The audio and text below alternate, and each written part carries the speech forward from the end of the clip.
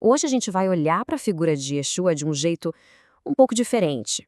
Deixando de lado o dogma religioso, vamos explorar um conceito chamado consciência crística.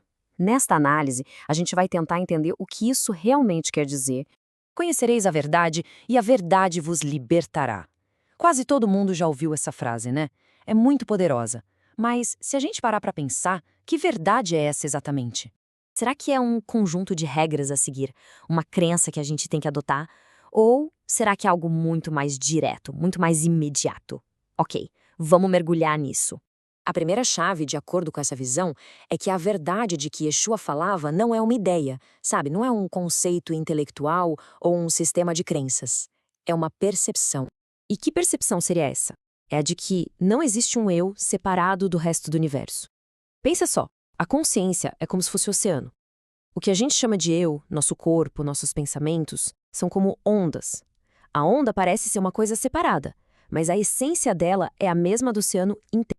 E isso, olha, muda completamente o nosso entendimento de frases como eu sou.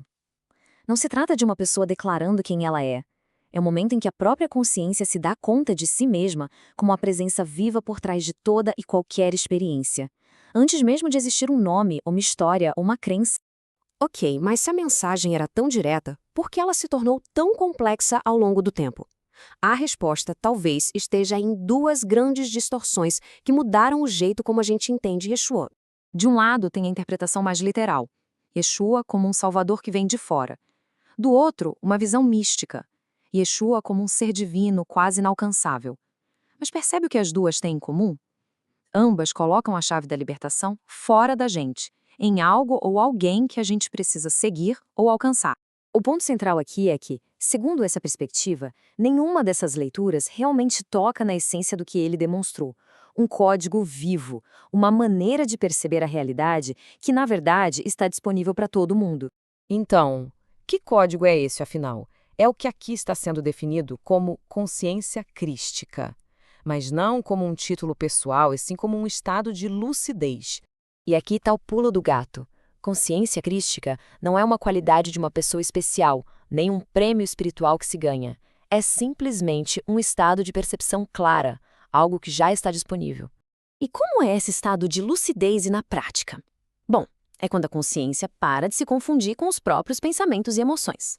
A divisão entre eu aqui e o mundo lá fora meio que desaparece. O que sobra é a percepção da unidade em tudo. E aquela velha história de medo e apego, ela simplesmente perde a força. Certo, mas se essa unidade é a nossa natureza, por que a maioria de nós não vive assim o tempo todo? A resposta, segundo essa fonte, está na confusão de identidade. E aqui vem uma ideia que, olha, vira de cabeça para baixo muita coisa que se ouve por aí. O corpo nunca foi o problema. E o ego nunca foi o inimigo que precisava ser destruído. A confusão toda, a raiz do sofrimento, começa quando a consciência se identifica de forma total e exclusiva com as suas ferramentas. Ou seja, quando se acredita que somos apenas este corpo.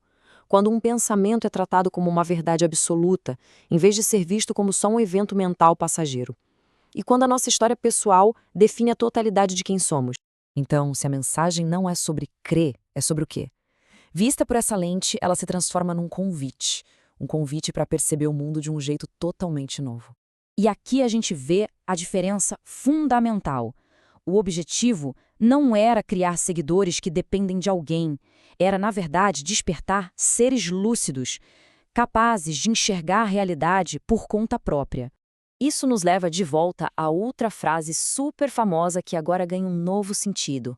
Quando Yeshua disse o reino de Deus está dentro de vós, ele não estava só usando uma metáfora bonita. Segundo essa interpretação, era uma instrução precisa, quase um mapa. A realidade, a paz, a totalidade que se busca, não está num lugar distante ou num futuro depois da morte.